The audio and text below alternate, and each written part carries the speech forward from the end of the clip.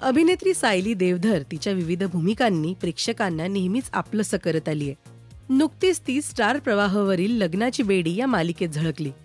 सायलीनं 2020 मध्ये गायक गौरव बुरसे याच्याशी लग्न केलं. सायली आणि गौरवची लव्ह स्टोरी कशी आहे ते आज आपण पाहूया.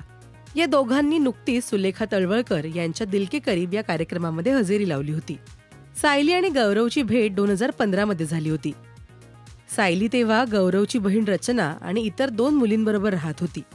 गौरव तेव्हा आली लहर केला कहर हा कार्यक्रम करत होता.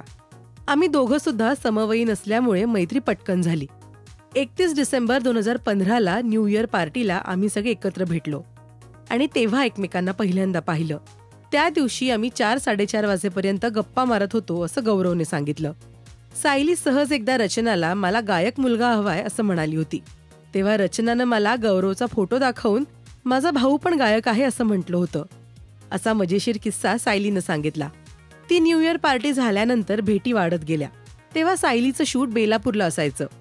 गौरव तिथे काही ना काही काम सांगून यायचा, मग ते एकत्रच पुण्याला जायचे. बेलापूर ते पुणे असा त्यांचा प्रवास नेहमीचा झाला होता.